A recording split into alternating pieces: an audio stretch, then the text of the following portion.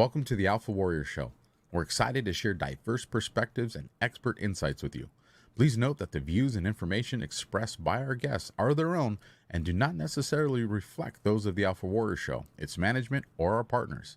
Each of our affiliates and sponsors and partnerships is a separate entity, and their opinions are their own. Today's content is provided for information and educational purposes and should not be taken as specific advice, whether it be financial, medical, or legal.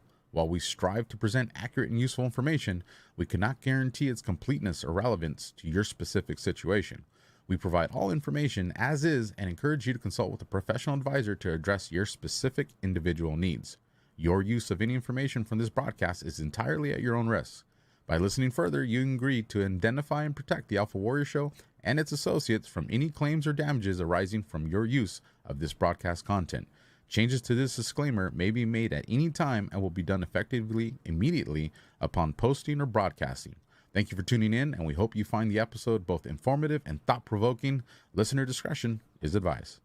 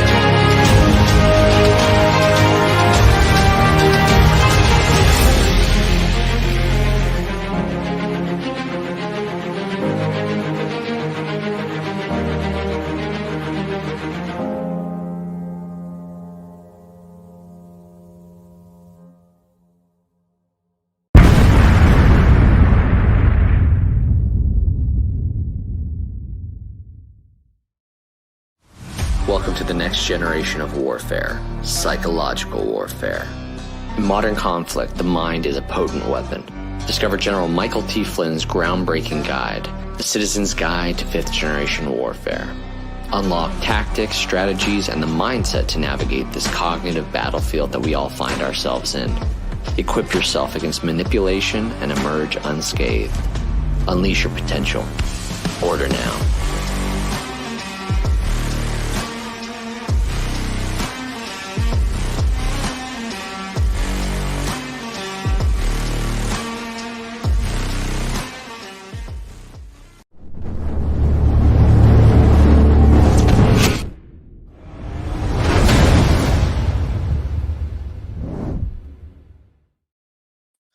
I hope you guys are digging that new intro.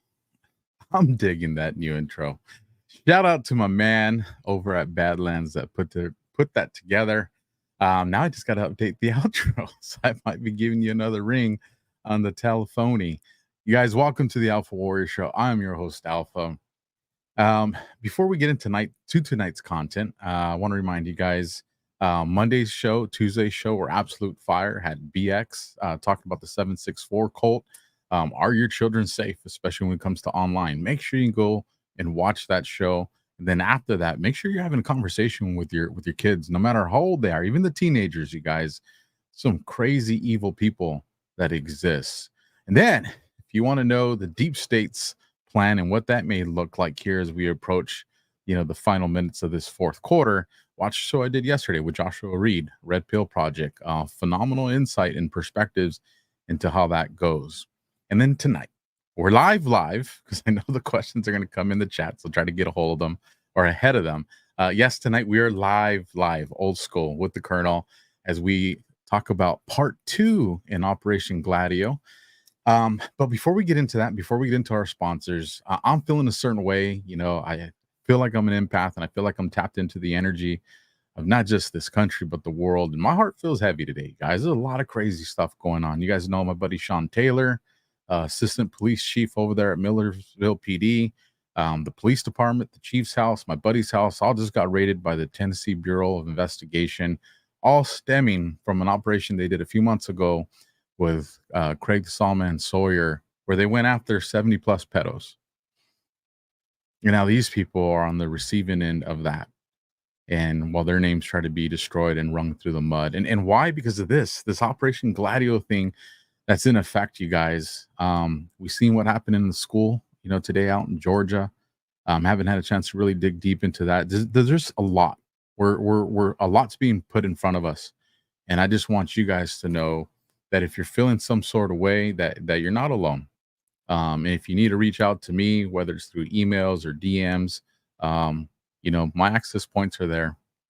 I know the response time ain't always great, but when I have the time, I get in there.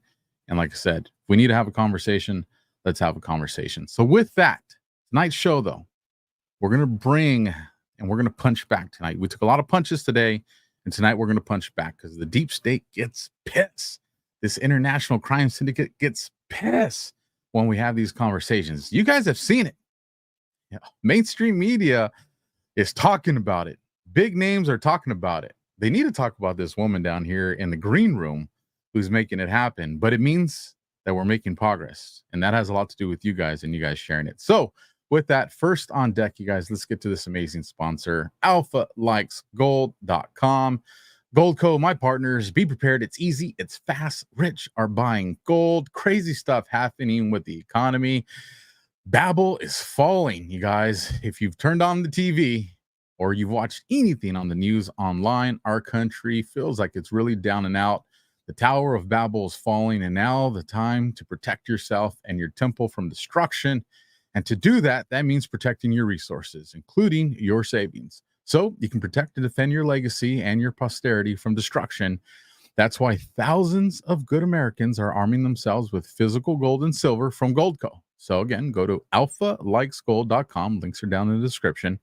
But also, if you call my partners at Goldco today and tell them that you heard it on my podcast, you can earn up to $10,000 in bonus silver from Goldco for qualified accounts. And this is just for signing up. So to protect your legacy and your posterity while you still can, you guys go to AlphaLikesGold.com. And then our next sponsor, and then we're commercial free to the end of this. And I'll see you guys in just a moment. Science proves that a healthy immune system is the body's first defense against the smallest of ailments to the most catastrophic. Coriolus versicolor is the most sought-after, all-natural supplement for both humans and pets to help boost the immune system.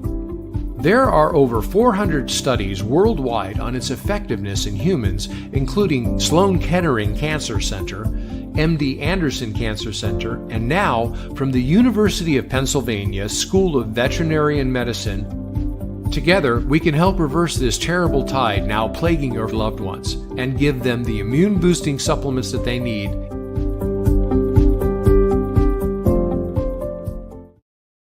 All right, let's kick off episode 337, number 3 of season 4. That's right. Marine got his fingers right on that count. Let me bring up the woman you guys want to hear from tonight. Colonel, how are you doing, man? I'm great. How are you? I'm going to be doing better by the end of this show. Today was heavy, Colonel. Today was one of those heavy days. So yeah, Um, but like you said, it's more of the same stuff always, because just like you said with the Georgia shooter, known to the FBI, the same template over and over and over again.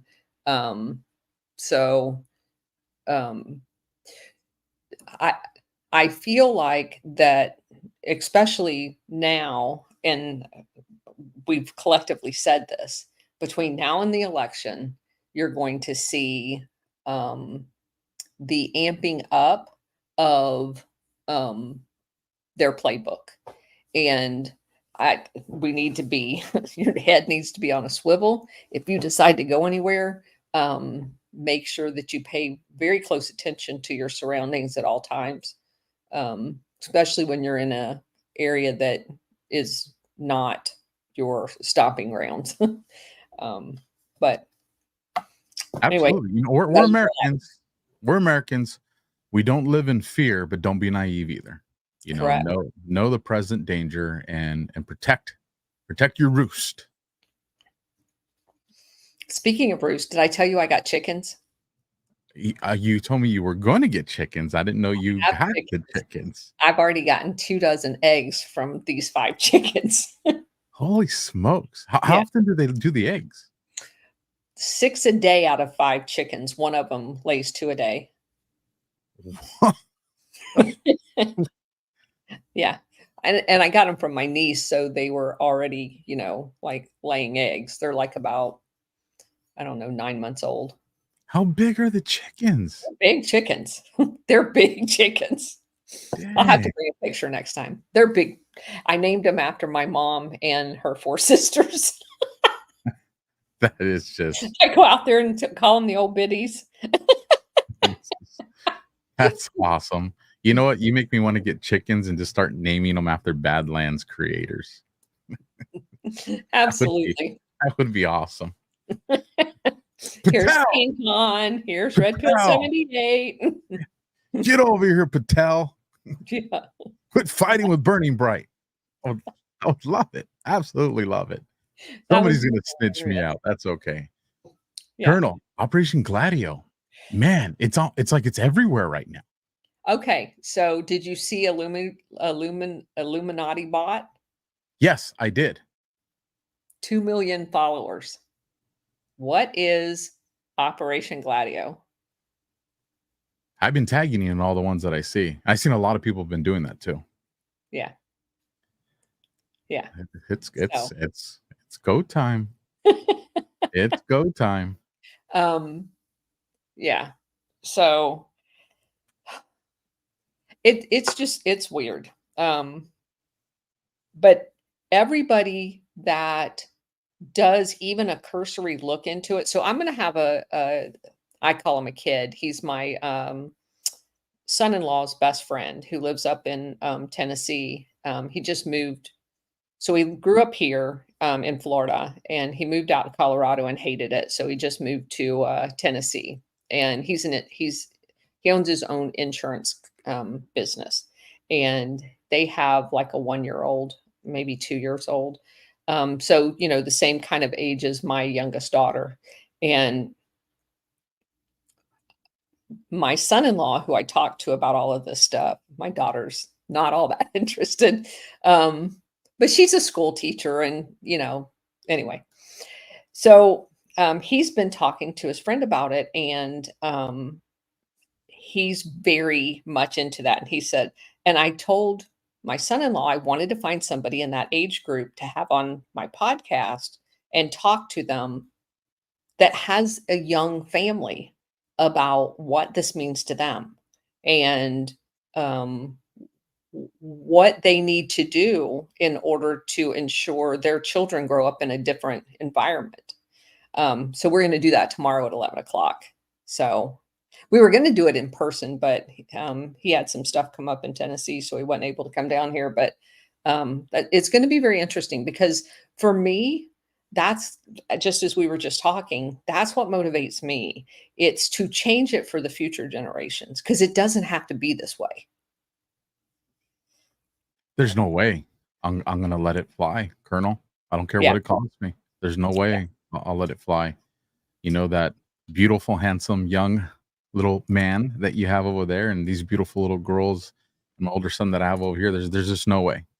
Correct. The way I'm built, there's just no damn Once I way. could go my whole life and not know about this, but once I know, I'm in. That just is the way it is. You can't allow evil to stand. And you know what's And this impressive? is so evil. Here's what I find very impressive. Our audiences, these fellow patriots, because I can't just say fellow Americans. We have people all over the world, We Colonel, do. that I have watch. people that call into the 4 o'clock show on X that is in Germany, in England, in Australia. I've had them from Central America. They're from all over.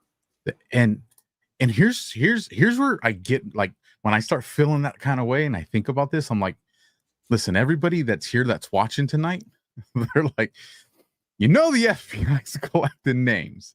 And people are like, you know what? I don't care. I I want to don't. know, and I'm going to go teach, and I'm going to spread the truth. And that's the beginning of the end for them, you Yeah. know? And you So can start seeing that. And that's why I say between now and the election, things will amp up because they know that time's running out for them. So anyway, well, for all you patriots that are watching, we love you and thank you. Fight's not over. So share, and share. and that's what I tell everybody. Like today, I just thanked everybody that was listening to that space after, of course, we saw the Illuminati bot ask the Operation Gladio question. And then, totally weirdly enough, today I went and did the first treatment to get, because I was in Desert Storm and all of the oil wells and all that other stuff. I did a test about 10 days ago. I do have heavy metal in my system. And so I just started the first treatment today. It's a 10-week regiment with my natural doctor.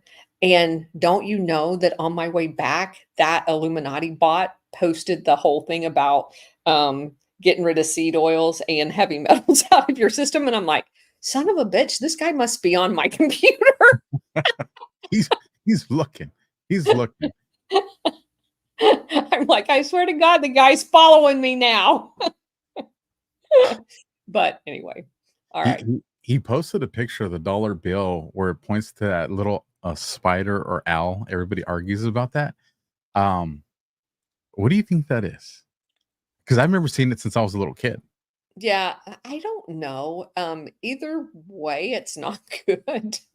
I mean, the whole owl thing is, the whole ritualistic thing at Bohemian Grove and all of that stuff. And it looks like many of the overheads of different UN slash Capitol buildings looks like an owl.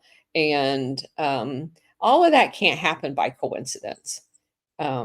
So to me, it's just weird. I don't know. I don't spend too much time on that stuff. I love that stuff. I Yeah. do. Um, Let's rock and roll, Colonel. I'm ready. all right. All right. So we left off. We're talking about the American Security Council and how weird that all of the people that were in it kind of overlap into Operation Gladio. So we kind of left off where we were talking about Richard Bissell, Bissell, who was the deputy CIA director under Alan Dulles, and other CIA ops guys like Ray Klein. And that's kind of where we left off. And then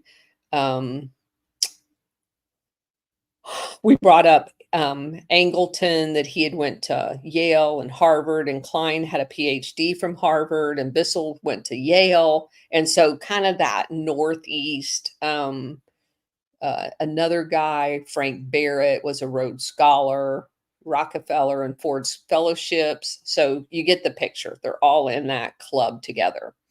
So we left off where MacArthur and the rise of his military industrial complex, along with you've got MacArthur in the Pacific and you have Eisenhower in Europe, right? That's how we leave World War II.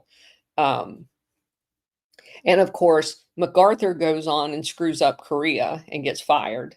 And Eisenhower does a whole bunch of stuff and he ends up president, right? But he is in Europe in the transition from a war footing and basically like the standing up of the precursor for NATO, the Atlantic Alliance. And we know that at this time, they're moving Galen into the United States. They're debriefing him in Washington, D.C. Galen is the Nazi commander that had ran the stay-behind units for Hitler. They are moving Otto Skorzeny into Paris, which is where they're going to set up NATO. Otto Skorzeny was the trainer for Galen and Hitler to train the stay-behind units under the Axis power. He is going to migrate over to Paris and eventually Madrid, set up the training program for the stay-behind units in Operation Gladio in Europe for the Allies. So all of this has taken place. And it says in Eisenhower's 1961 farewell speech to the nation, it's been cited, about, he's given us a warning about the military industrial complex. Well, little did we know is he's the one that set it up. And he set up the perpetuation of that, basically, going into the Korean conflict. And then they went from the Korean conflict into Vietnam almost without a blink of an eye. And in doing that, he is the one that perpetuated and initially set the foundation for the military-industrial complex. Says, however, no one seems to know for sure who Eisenhower was referring to exactly. In the opinion of several of the people that I have researched, there seems to be 3 types of establishments, and it's like it's been claimed that the American Security Council represents the military industrial complex side of it. And there's also, you have, let's see, they play an actual smaller role in how it's funded. And of course, we know follow the money is always the big deal. And it says that the corporations have a major role. So you have the defense industry itself, but then you have the corporations that benefit from having that bulldog run around the world, creating turmoil, right? Because we've kind of put in perspective that all of these international syndicate companies have their tentacles into all of these countries. And United Fruit always comes to mind because we have them in all of Central America and the Caribbean doing their sugar plantations and their banana plantations and that. But we have mining. You had Freeport mining, eventually Rio Tinto. It's a whole bunch of other ones that kind of rolled up into Rio Tinto, and Rio Tinto is in like every country in the world, and they're stealing people's resources. So you have that element of it. And it says the American Security Council is also, they have lots of civilians from both the left and the right, as we traditionally think about it, as well as internal to the defense contractors themselves. So it's like there's, I call it the international syndicate, but there's a whole lot of forces at play here. And So I have a quick video clip. It's just under 2 minutes, but it's Eisenhower's specific part, if I have it teed up correctly, where he talks about the military industrial complex. All right, let me bring this up on stage so everybody can take a look at this. In the councils of government, we must guard against the acquisition of unwarranted influence, whether sought or unsought, by the military-industrial complex.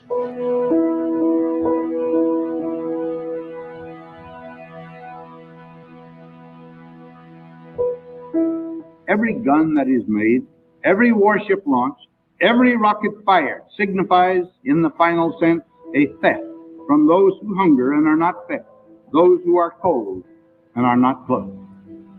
This world in arms is not spending money alone. It is spending the sweat of its laborers, the genius of its scientists, the hopes of its children.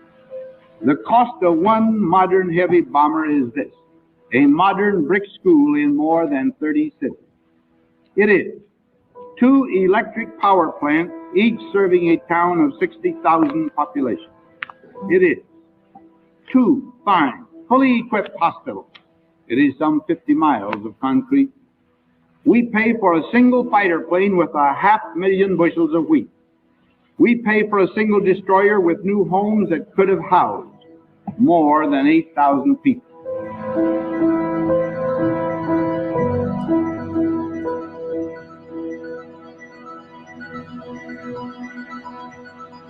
We cannot keep giving more money to the Pentagon than it needs when millions of children in our country are food insecure, when 140 million Americans cannot afford the basic necessities of life without going into debt.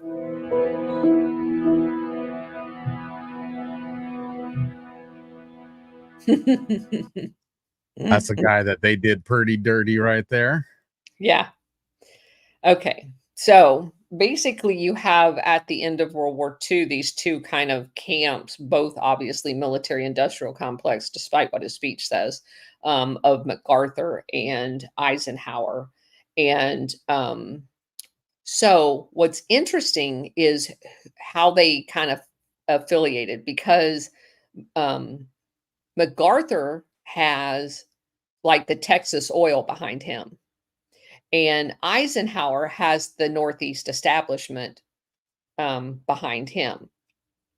And just to give you an example, Eisenhower was sponsored his entire presidency campaign by the Rockefellers. And the Rockefellers and Eisenhower were both members of an organization that we're covering on Monday nights with Trump Frog called the Pilgrim Society. And the Pilgrim Society is very much like the American Security Council. They're just things that they hide behind, and ways for them to meet and make people think they're doing good when they're doing evil. And so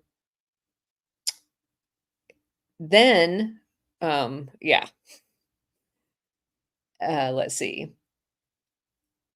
And it was the Pilgrim Society affiliation that resulted in Eisenhower appointing the two Dulles brothers, because they were both pilgrims too. So you have, and they grew up with the Rockefellers. So you have this nice little elite club. And if you look at the names of the people that you just pulled up, hold on, slow down. Go back to we're not going to spend a lot of time on them, but you can see Kissinger, Thatcher, Caspar Weinberger, Fairbanks, Henry Luce and his wife were both eventually members. And Henry Luce, his wife is the one that was the ambassador to Italy at the beginning of Operation Gladio. Henry Luce was one of the major funders of Chiang Kai-shek and the whole China lobby. So they are at the very foundation of creating Operation Gladio. And then some of the more recent ones is Haig and Volcker, Walter Cronkite, who was a CIA asset, and George Shultz. Basically the entire Reagan administration was these people too. So you have the State Department and the CIA then with the Dulles brothers, both under the auspices of the Pilgrims. Nelson Rockefeller, remember, he's the guy that comes in after Ford, after they get rid of Nixon, and he's Ford's vice president. So he's a Pilgrim too. Then they created this group in the White House called the 5412 Special Group that oversaw all of the covert operations out of the National Security Advisor's office. And again, all of these people are on these, they occupy the positions like the State Department guy, the CIA guy, they're all on this special group. And they just also happen to be in all of these clubs together. And then General MacArthur was another presidential candidate in 1952, but he received so little support that because of his views on a lot of things. And so it kind of pitted for a while the Texas oil against the Northeast kind of establishment, if you will. The Texas oil was a little bit more, what's the word? Uncouth, according to the, the Northeast prim and proper people, because they were like cowboys. And that's the reason a lot of people say that Bush was moved down to Texas to do that bridge, and why he was set up in business down there to bring those two camps together, which I found very interesting. So you had on the Texas oil side, Clint Murchison, Murchison Sr., and his best friend, Sid Richardson. You also have a guy by the name of H.L. Hunt. H.L. Hunt, his kids are the ones that own the Kansas City Chiefs. That's the same Hunt family. And they all were behind MacArthur. And they also were very good friends with J. Edgar Hoover. Murchison had CIA connections. Sid Richardson would have become involved in the American. He became a part of the American Security Council, and H.L. Hunt and his son Nelson Bunker Hunt basically go off and help found the John Birch Society, which is a big, they're very involved in Operation Gladio too. So then you have General Robert Wood, who's the founder of Sears and Roebuck, and that comes up several times in Operation Gladio, who largely ran the MacArthur for President campaign in 1944 and 48, and also in 1952. And so in 54, he then goes off and became one of the founders of this American Security Council.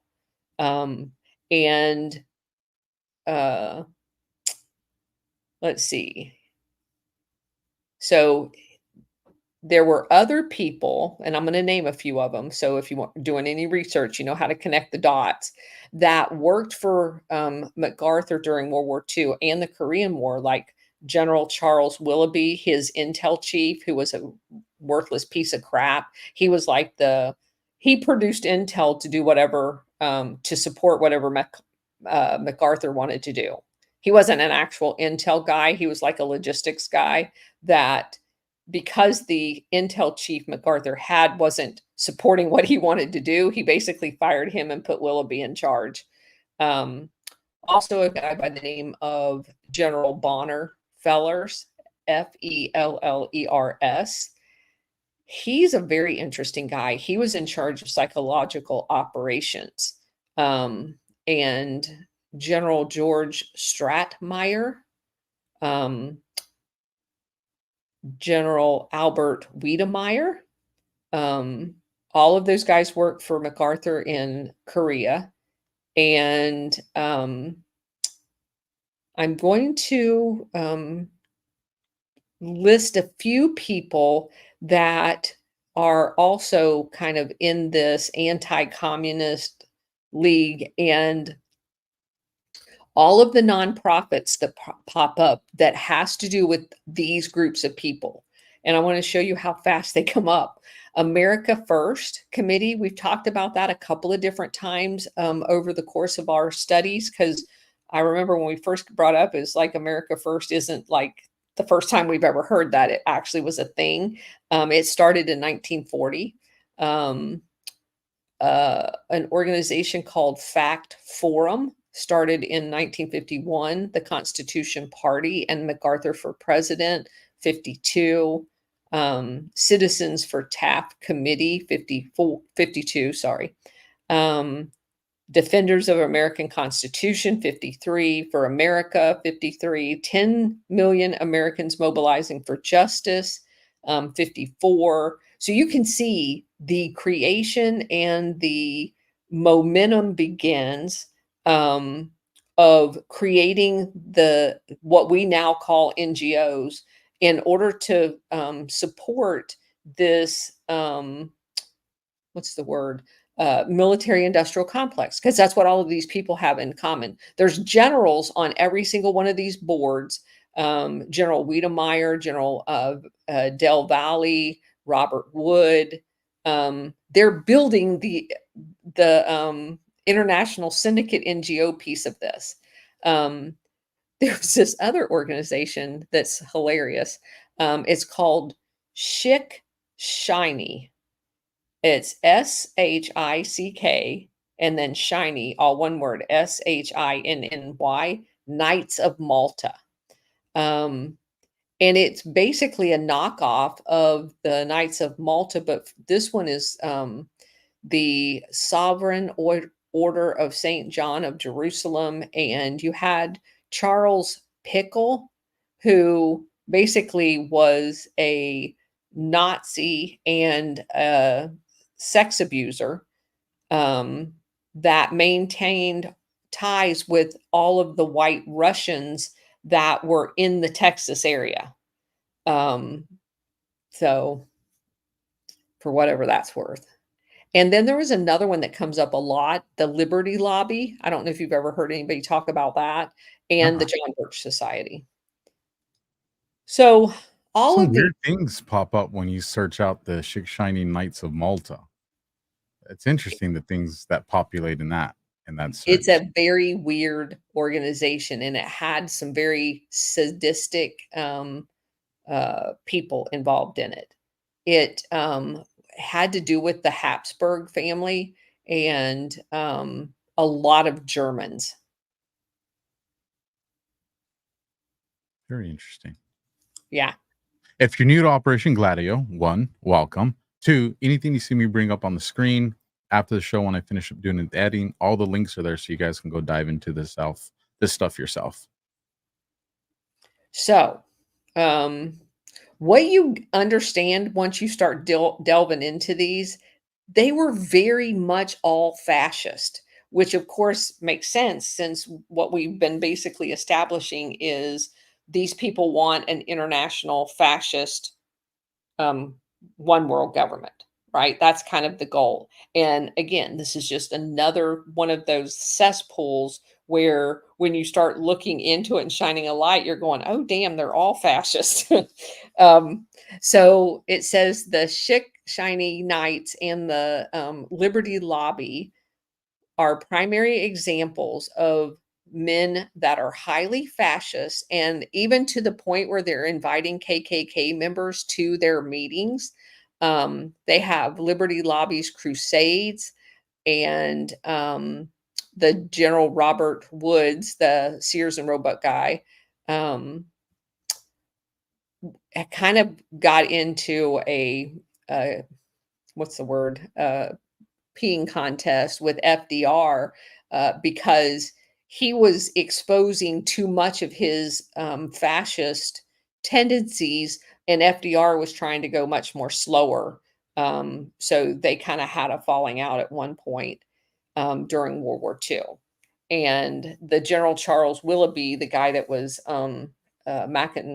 MacArthur's chief of intel,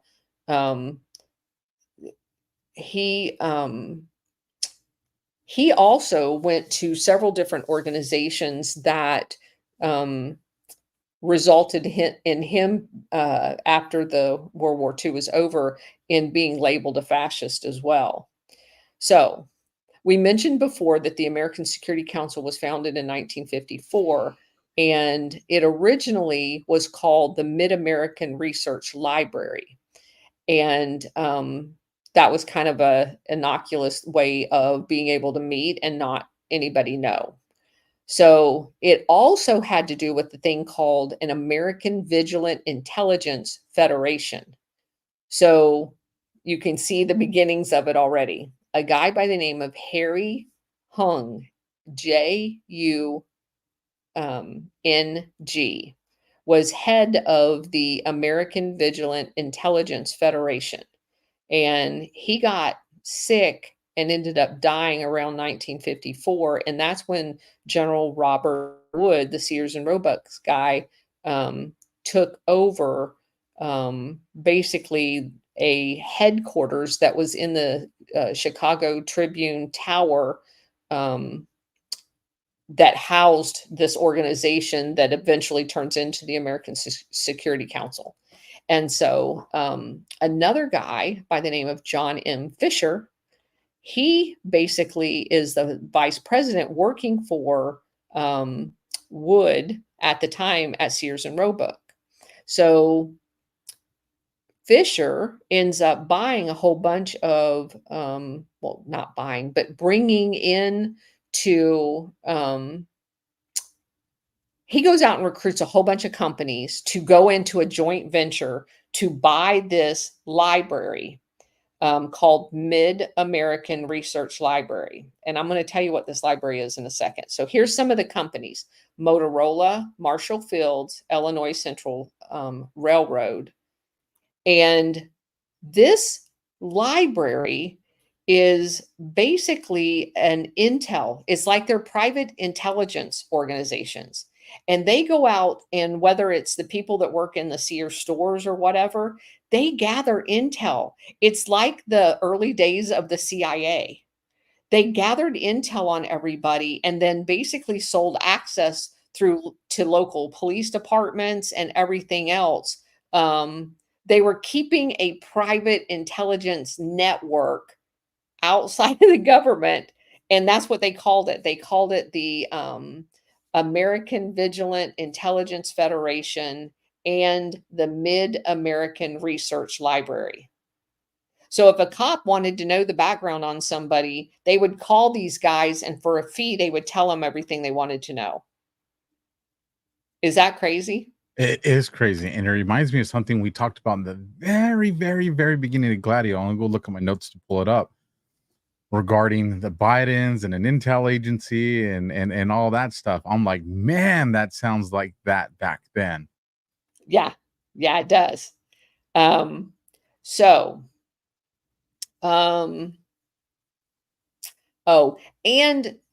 had a lot to do with the labor unions too. A lot of the information that the labor unions were getting on, see, the labor unions were never really for the people. They got co-opted, where the mafia was embezzling all of their retirement money and all of this other stuff. So the labor union stewards were also gathering intel on union members and selling it to this library for people to use. And like so-and-so was sleeping with so-and-so, so they had blackmail on them. Yeah, all of that. Okay. Let's see. And I need to point this out too, because this comes up a lot, the white Russian community, because you have to remember that the Pale of Settlements was in Russia, which was kind of the grouping of Jewish people. They kind of rounded them all up out of Russia because they were causing lots of strife internal to Russia. So the Tsar collected them all and said, you can be in Russia, but you have to be in this thing called the Pale of Settlements. And that's where a lot of people trace the Khazarian Jewish, the Talmud, back to that group of people. And so because they were Russian, and also Jewish. When a lot of those people come to the United States, they had referred to Russians as white Russians, and they basically kind of coalesced. And many of them, because Russia was such a big oil industry down, and because Azerbaijan, which is where Baku oil fields are, that were just being discovered during this, in the few decades before that, a lot of them were into oil. So a lot of these white Russians ended up in Texas in the oil industry. And that's where the however you say his last name, the guy that was, you remember Lee Harvey Oswald's wife, Maria, was Russian. And she was living with the De Morgenschilds. He was considered a white Russian.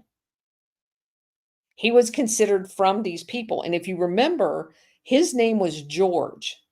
And George, when he was a little kid, like 10 years old, his dad was the senior guy at the Baku, Azerbaijan oil fields. And the Rockefellers buys this oil field in Azerbaijan. And do you know who came to represent the Rockefellers in the purchase of that oil field? The Shields, dude. Allen Dulles. Oh, yeah. So Allen Dulles meets George de Morgenschild when he's 10 years old, and he's best friends with his dad. So fast forward to the assassination of JFK, and you've got Allen Dulles as the CIA chief, and the one key witness at the investigation in Congress after the assassination, who at the Warren Commission, who's their key witness? George de Morgenschild. Because he knows Lee Harvey Oswald. He is the key witness in that thing. So is that crazy? And he's known him for 30 years, Allen Dulles. And who else? Why would Allen Dulles be on the Warren Commission when JFK had fired him? But Allen Dulles is the key guy, the one and only full-time guy that's there every single meeting. And their star witness goes back decades to Azerbaijan. Wow. So again, the part you never see in the documentaries or the movies. No, and that's not a hard connection to find either. So anyway, all the stuff you find when you're reading about Operation Gladio. All right. Yes. So you find some really crazy stuff. All right. So now you have kind of all of the players. We're in Chicago now with some of the different affiliations with this research library. So you have Colonel Richard McCormick, who was the publisher of the Chicago Tribune at the time. And McCormick also was notorious for leaking the U.S. war plans against the fascist nations 3 days before the attack on Pearl Harbor. So kind of like a little thing going on there. And let's see, go on up a little bit. What's his early life? Because I didn't pull him up. Does that say they called him Birdie? Yeah, call him Birdie. That's not weird at all. Maternal grandfather was the Tribune editor and former Chicago mayor Joseph Middle. Yeah, so he's dirty. Mm-hmm. Yeah, anybody that holds office in Chicago is dirty.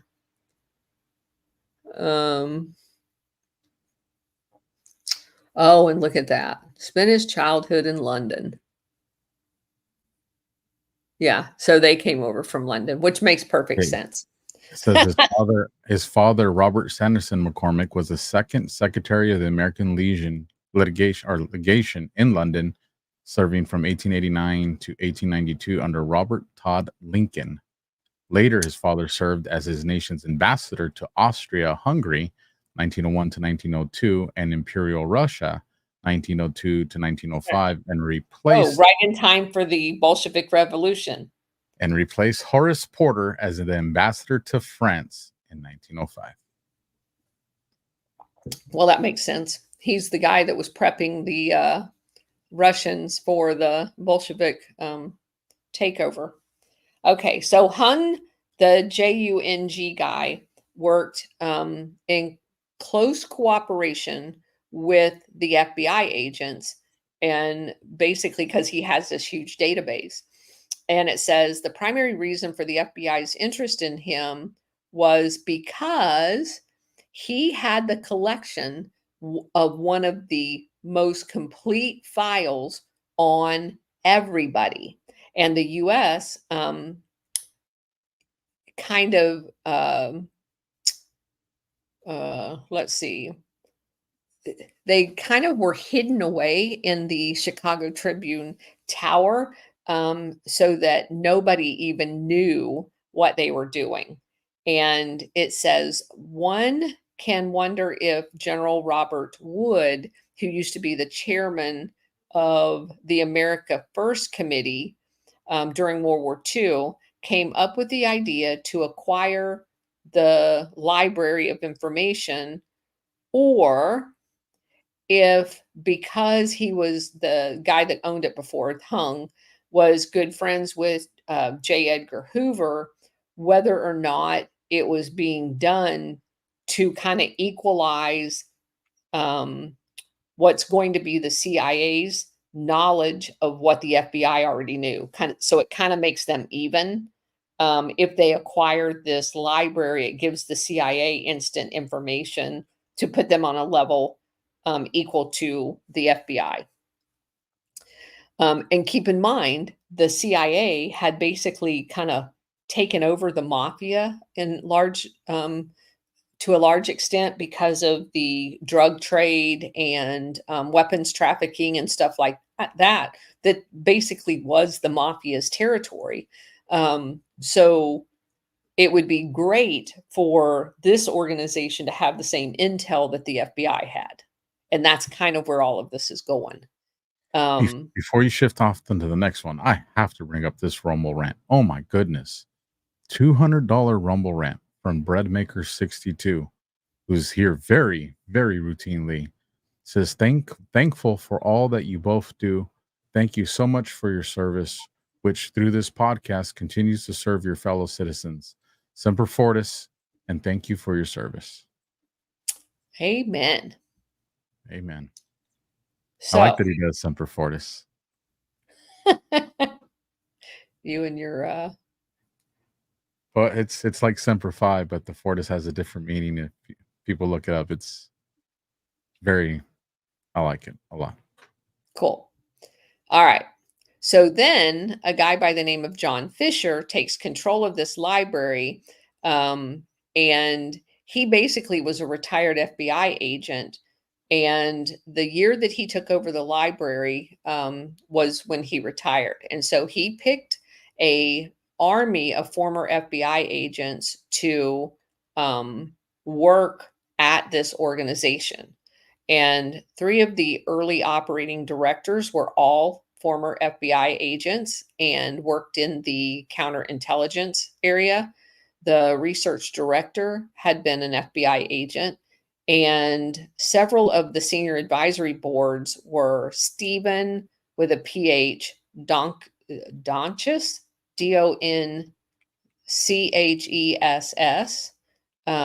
who had worked at U.S. Steel, Kenneth Piper, who had been an assistant director at the FBI and had later went on to be the VP at Motorola, and Russell White, who had worked at General Electric as a security consultant.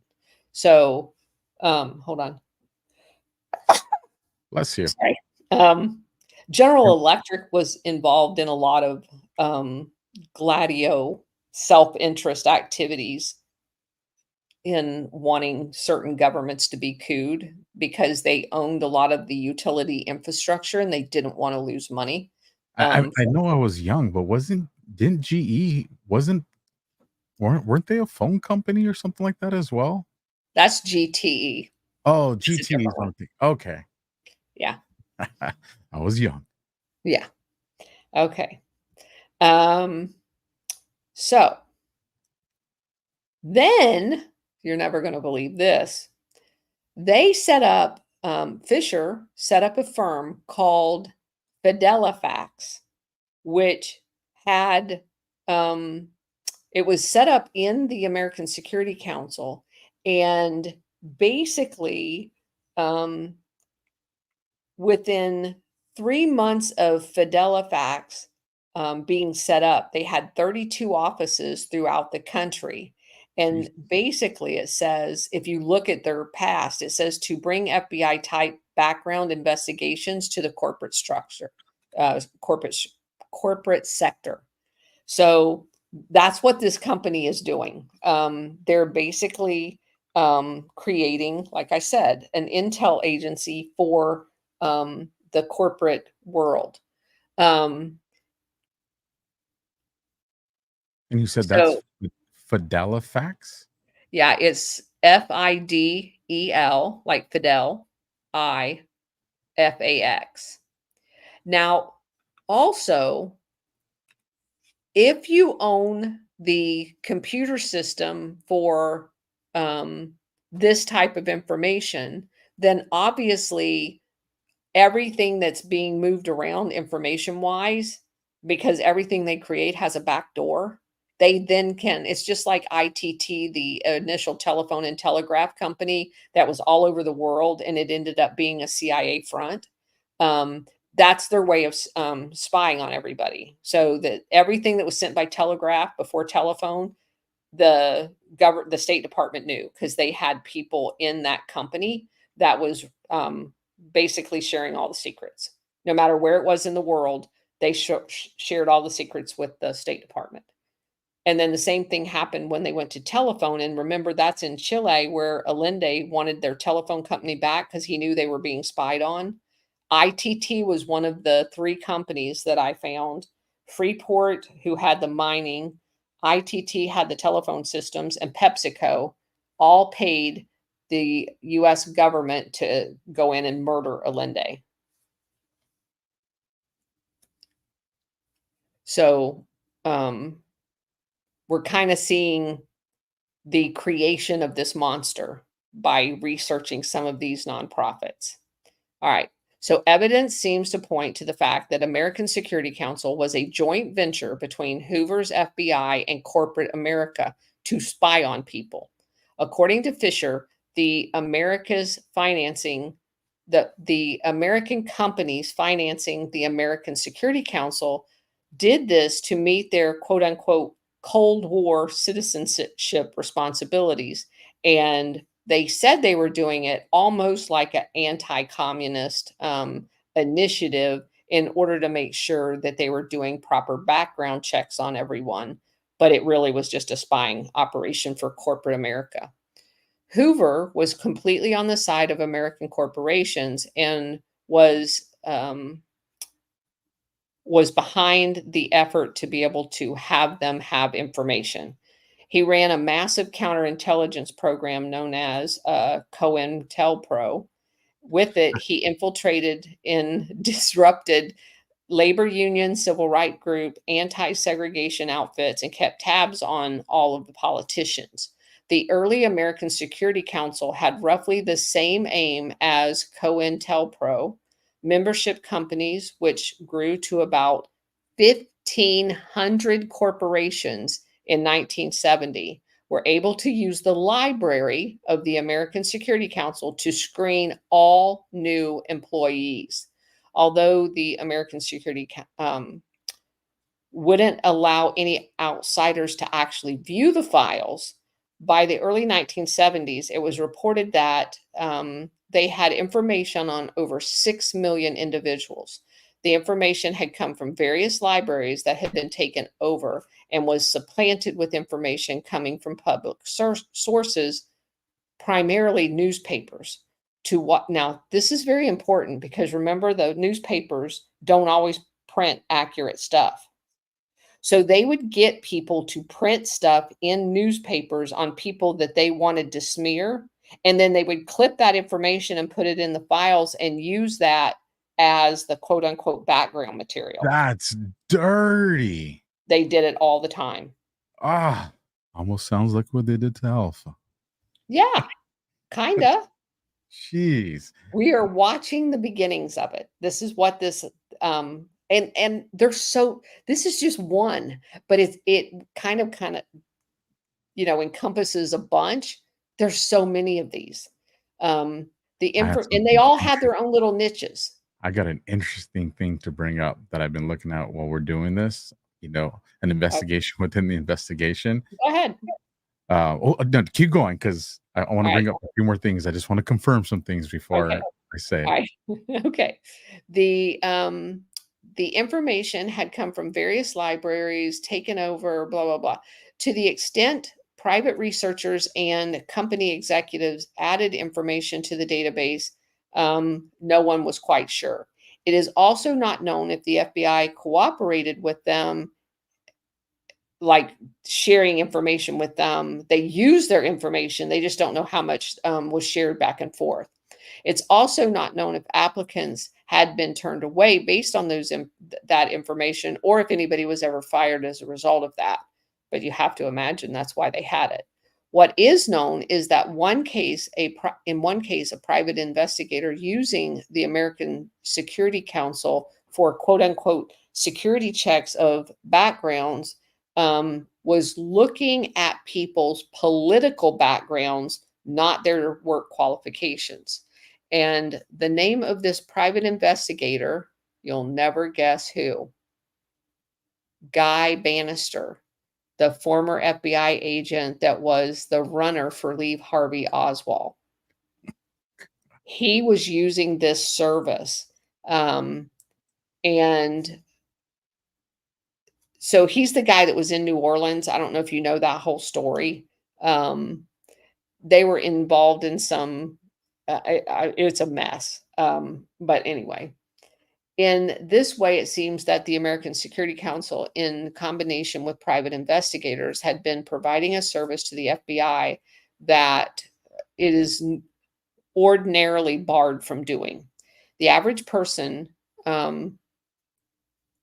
may not have to have been all that concerned about it, but if they were trying to label somebody as a communist, and we know that's the whole purpose of Operation Gladio, right? They label somebody as a communist, and that gives them the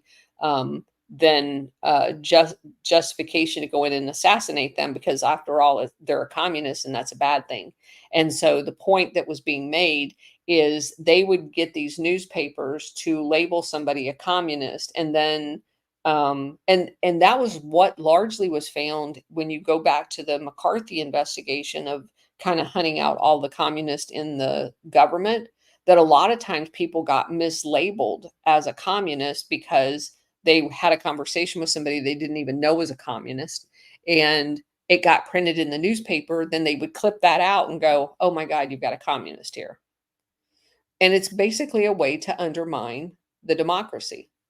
I think they're doing that with social media right now. When people come into these spaces, Absolutely. it allows the eyes that are tracking everything to be like, oh, look, there was a conversation that took place here, even though we know it was something completely out of context, completely irrelevant. It allows them, because then you get FISA. Yeah. If these guys are foreigners. Yeah. And I think they are weaponizing that when it comes to social media in these virtual town halls.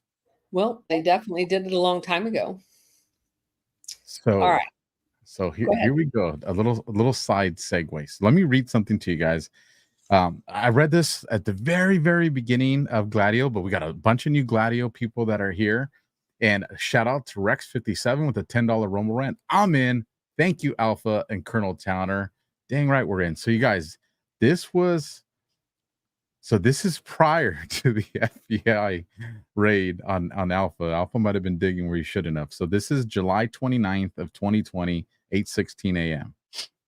Still digging. So Epstein's Island has an old submarine base. An island not too far away also has a submarine military link. Guess who owns it? Gets a little twisted in trying to conceal it. Biden's little brother. But then little James Biden sold part of it to Scott Green. Who's he?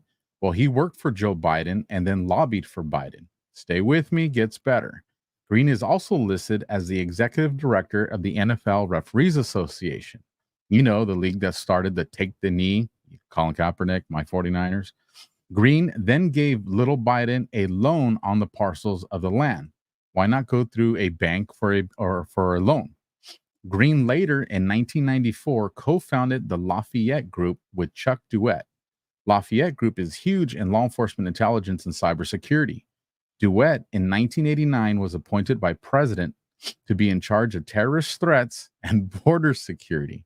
DeWitt is hailed by the MCCA, that's the Major Cities and Chiefs Association, as a major influence and contributor. 69 of the largest cities, police chiefs, and sheriffs. This linkage gave Joe Biden and crew linkage to human trafficking through islands, intelligence on the law enforcement. Still digging, but this is where I am so far. New names I have to dig on is Keel Green, probably related to Scott Green, who is the new CEO of Lafayette Group. So let me bring on Scott Green. There's this guy. So, like I said, it just lists everything that I talk about here. But for those, that use Wiki, most of the time when they bring in these companies, especially these popular companies and organizations, they have this blue thing, where you can go and there's a hyperlink to where you can then move to that. So it mentions here in 1994, Green, a resident of Potomac Falls, Virginia, co-founded the Lafayette Group. But you can't click on the Lafayette Group. Doesn't let you. And all these links will be in the chat because I would love for you guys to dig. This right here, oops, that's Carl Jung. Let's move over one. So now we get into Charles DeWitt, right? He's an American government official who served at the White House and the United States Department of Justice. DeWitt served as director of the National Institute of Justice from 90 to 93, criminology at Oxford. But in his, they don't even mention, he co-founded the Lafayette Group. And unless I missed it, because I did go through it really fast, I'm not seeing it in here at all. Goes into his personal life. But when you get into the references, it does have the Lafayette Group here. So I said, okay, cool. Let's click on it. So let's click on it and see what it does for us. So I went through a different avenue and was still able to get to the LafayetteGroup.com page. And so here's what's interesting. And for all you anons and you diggers, and especially the GLADIO crew that's behind the curtain, let's go to our team. So right here, Chief Executive Officer, it's that guy I was saying, Kyle Green, Scott Booth, Julie Brunel, Frank Chichilli. Here's an interesting name, Melissa DeSantis. What? I'm curious if there's a relation there. And so just to read her full bio right here real quick. Melissa DeSantis, Principal, Federal Cybersecurity Capacity Building. Melissa DeSantis manages professional services support for several federal cybersecurity programs within the Cybersecurity and Infrastructure Security Agency. Her work spans acquisition, cyber risk management, business operations, and internal and external communication initiatives. She has more than 20 years of experience in crafting and implementing communication strategies, coordinating stakeholder engagement, developing communication materials, and managing events and training programs. She's an experienced program manager who has supported numerous federal, state, and local government agencies. So I'm curious if there's a connection there. As we go on, you have Executive Vice President Perry Fergus, Amy Griffin, Managing Director of Human Resources, David Hale, Dave McGuire, Manish Matthew, Jessica Potter, and then Executive Director, Corporate Security and the Workforce Development, Sean Ward. And that's a familiar face. So, but this just strikes me when I'm listening you speak to these agencies, like the Mid-America American Library, right? And what the true resource was. And you look at the Lafayette Group, and like I said, co-founded by Scott Green, tied to the Biden family, co-founded by Duet, and tied to presidential administrations and working there. They come together. Like, you guys, for the people in the chat that know law enforcement, that have been a part of law enforcement, you've heard of the Lafayette Group. They are instrumental in the law enforcement community. I mean, you heard, with the city chiefs and sheriffs, like, they are influential, and they have access. This is that backdoor access that you're talking about, Colonel. So they would know any police investigations, any raids, anything. Yeah. Anything. You would Yeah. also know what detectives are snooping into people that are going to lead to your informants Yes. and your To shut snitchers. down the investigation before it gets to your guy. 100%. Yeah. Yeah. It's crazy. It's so crazy. And you were doing that right before you got. Yeah, that was let's see, the date on that again was July. So August, September, October, November, December. So 5 months and 2 weeks. Crazy. All right. I'm sure So it's the- just a coincidence. I'm Just a sure it's coincidence. just a coincidence.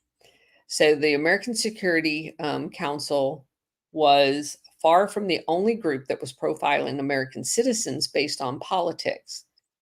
The Church League of America, which had been active since 1937, had a database with millions and millions of individual names. They added everyone who had been attacking and ridiculing major doctrine of the Christian faith.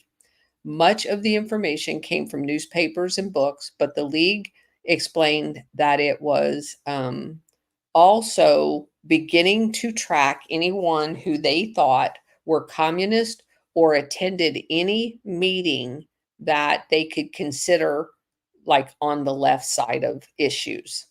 The controversial detective and private security firm Wackenhut, ran by an Christian scientist, occasionally made use of the file from the Church League.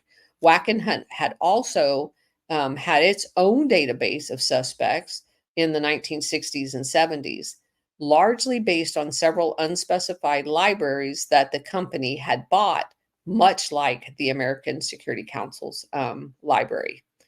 George Wackenhut himself estimated that the library got up to about 3 million individual names in it at the height of his operation. To what extent these names overlapped with the Church League and the American Security Council has not ever been looked at, but it was considered to be a very extensive inventory, and also one that had been tapped into even from the National Strategy Committee of the American Security Council when they wanted to double check their information. So a 1968 list reveals that at least 2 of the 3 co-chairmen of the committee were on the Wackenhut board of directors was General Bernhard Schriever and Lloyd Wright. Wackenhut director was General Mark W. Clark, and one of Clark's last assignments was in the Army, and he was and I just talked about him through my entire Korea story. He was the UN commander in Korea that basically assassinated all of the Koreans that wanted a unified Korea in the South. This guy was the guy in charge of it. And he went on to be a Wackenhut director. And he was embroiled in Operation Gladio. Under Truman, he had been offered the ambassadorship where? Where at the beginning of Operation Gladio do you think he would have been offered an ambassadorship to? The Vatican, where they were going to launder all of the money. But he was forced to withdraw after protests from various groups. After his retirement, he became the oldest and most experienced director of Wackenhut. At the same time, he was a longtime head of the Citadel Military College in South Carolina. When Clark resigned from the board of Wackenhut in 1974, his colleague at the American Security Council, General Bernhard Schriever, replaced him as a Wackenhut board member. Schriever had been the commander of Air Force Systems Command, which produced the Delta, Titan, and Atlantis rockets. And I don't know if you know anything about Schriever. Was actually one of the air stations in Northern California that got named after this guy right here. How do you spell his name?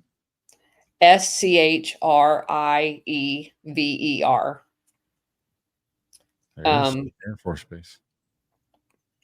And Air Force Systems Command, which was my first assignment as a lieutenant, was headquartered at Andrews Air Force Base.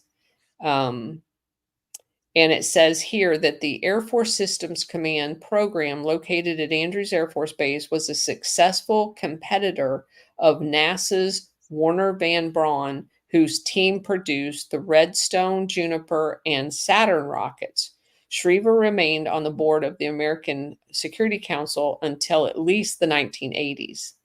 And the other co-chairman of the American Security Council's National Strategy Committee, who could be found also at Wackenhut, was Lloyd Wright, who was a lawyer and he ran for politics a couple of different times.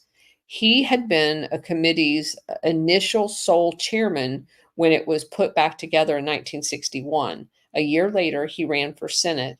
Ronald Reagan was his campaign manager. Wright was known as an extremist and lost the race to a moderate. In 1955, his friend and Vice President Richard Nixon asked him to head a commission for government security. Wright's suggestion was to penalize any unauthorized disclosure of classified information.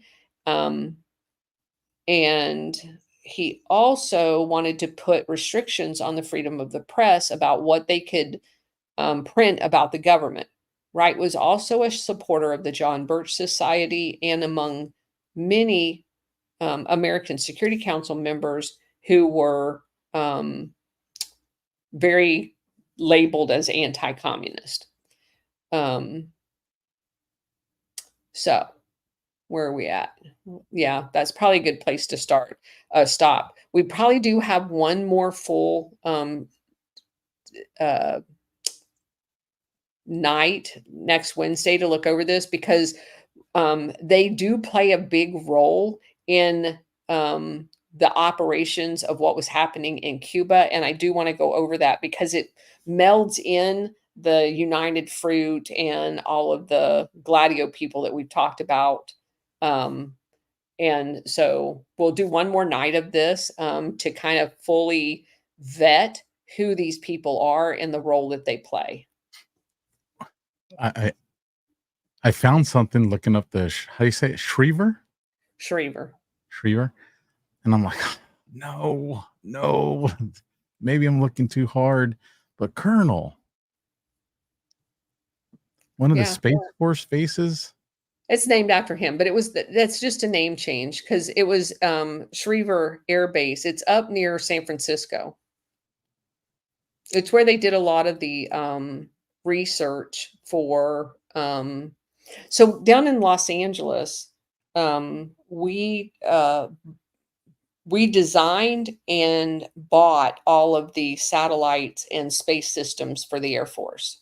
Schriever was a base that reported to the 3-star that I worked for in Los Angeles. Los Angeles had like Patrick Air Force Base under them where they do all the launches. Vandenberg was under them because they do all the launches there. And Schriever, it used to be called something else. They renamed it while I was out there because of the whole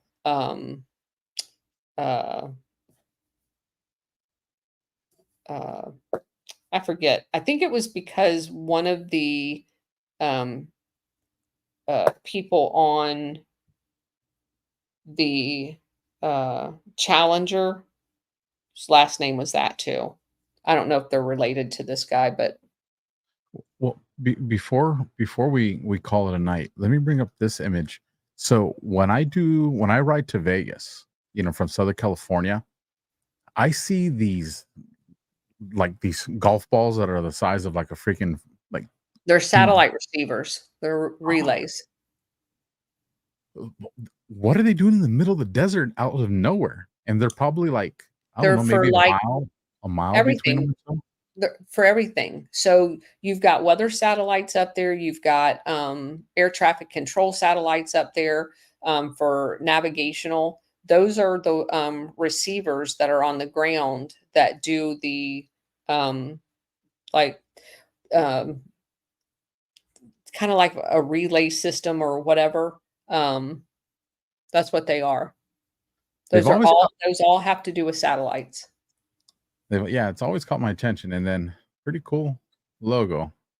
Let me see. 1, 2, That's a little 3, weird. 5, 6. Six heads. And the number This 6. shape looks like a 6 right here. Then I'll know. Somebody else.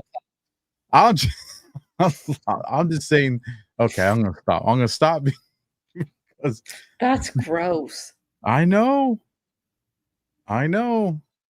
Holy crap. Bread maker just isn't done. Fired off another $100 Rumble rant. Says upping the ante just to encourage this series to continue. We love you, Colonel, and we so look forward to seeing you each week. Prayers to you both. Definitely prayers, you guys. You can't put a value on prayers, and for all of us, make sure we're praying for our community. Like Colonel said at the beginning of this, they're not going to put their hands up and say, "You got me. I give up. Game over." Like, as much as we would like that to happen, I don't foresee that happening. So Definitely not going to happen. They're going down with the ship. they are. Any final words for the audience? You just put me back into that Lafayette mindset, Colonel. Yeah. But you know what the cool thing is? Back when I was doing that, it was one set of eyes, one brain. Now we'll have 40, 50,000 people that'll see this. And just if a fraction of you start to research these people and start sending information, oh my God. Well, and I wanted to pass on the same thank you that I did today at the 4:00 spaces. This audience, I see them every day in my feed. Anything that they see on X, they do the @ and tag me in it so that I'm able to see it. And I would say an educated guess of all of the information that I brought to bear on Operation GLADIO, I would say a good 25 to 30% of it is from this audience and the audience on X. I don't find all of this information that I bring you. A lot of people out there watching videos and go, "Oh my God, this movie's about it." Or, "Oh, I saw this video," and they're definitely talking about GLADIO, even if they don't name it. And it was through things like that that I found some of the best material. And so all of the recognition and people beginning to talk about this out loud. I mean, I still remember the days when they wouldn't even mention criticizing the CIA because they were scared to death. That's not the case anymore. And a lot of it has to do with the more you put that information out, the more people are used to seeing it and the less afraid they are as well. And so I just want to give a heartfelt thanks to this entire audience for doing the @ GLADIO, getting that thing to pre-populate, getting it to people to recognize it. Because again, I can't say this enough. The language is so important. I see everybody using International Syndicate now. I see everybody using Operation GLADIO. And if you can drive that narrative, because some people, that I have seen will come in and they don't follow me, but they'll comment on something that I've said, and then people just like swarm them and say, "No, she's talking about Operation Gladio. You don't know what you're talking about." And then like 10 minutes later, they'll come back and go, "Holy shit, what is that?" um, yeah. Yes. And so that whole swarm thing, that's what they do to us. Like, the whole SWAT team, they swarm us. And now we've got this entire apparatus that's working to swarm them. And it's beautiful. I love watching it during the day. I want swarmers. So You've sent me a lot of swarmers. you guys come beat up the people that are coming for Alpha. I love that shit. I'm serious. You guys, if you're new to the AlphaWarrior Show, if you're new to Operation Gladio, again, welcome. All the links to follow the Colonel, her Rumble channel, her X channel, all down in the description below on Rumble. So if you're over there watching on Common YouTube, I ain't mad at you, but the links are over here, you guys. You got to come over here for the links. Same thing with on X. If you guys, are trying to push and support Elon, that's good. But the links are over here on Rumble, so you still got to find your way to Rumble to get those links. And like I said, give me 20 minutes to an hour, and then all the links that I brought up tonight will be down in the description as well. Usually, I think it's like halfway or 2/3 of the way down, and you guys can just run with it, share it, clip it. Any final thoughts, Colonel, other than the thank you? Thank you to everybody. All right, you guys. I do have one. So my content is free. You guys know that. So all I ask is that if you guys clip videos or anything like that, tag my guests, whoever my guest is in the video, tag me so they can eventually find their way here. But because this show completely relies on affiliates and sponsors and you, the audience, I do want to do something special for you guys that have gone the extra mile, whether it's on Patreon or Rumble or Locals. Locals being this, I'll flash it up on the screen real quick. I'm going to start doing, and we've been talking about it for a while, and today, FBI whistleblower Kyle Seraphin kind of gave me some directions on how to make this happen. So I'm going to do a special call-in shows here, and the only ones that are going to have the number are the ones over there on Locals or Patreon. So you want to be able to call in, got to be one of them special people. And the other thing is we'll be doing probably every other Saturday, myself, and maybe if a guest wants to join, do a Q&A, or we just get to have some private conversations and ask the questions that don't always get addressed in the live chat and stuff like that. So look to that to unroll here in the very near future, and that's just kind of my way of saying thank you for those that have gone a little bit of an extra distance. I definitely appreciate it. And Colonel, as always, I know it's late on the East Coast, thank you for being such a trooper, and we will catch you guys next week. Oh, and the Man Show. Do you know about the new show I'm on Badlands, Colonel? Oh my goodness. All right. Mondays at 1 p.m. Eastern. That's right. 1 p.m. Eastern. Me, CanCon, Abs, and JB. Y Chromes. The show's called Y Chromes. Episode 2 just got done. Actually, you know about Y Chromes, Colonel. Challenged us. What did I say? You said that you guys are going to be the balance on the other side. I do remember now. Yeah, they can't handle that though, Alpha. You know that. Listen, I'm standing with my Y Chromes on this one. If you guys want to see Alpha and a little bit more relaxed, where I can come out of my shell a little bit, that's the way. Don't judge me, but that's where you can catch it. So with that, you guys, God bless.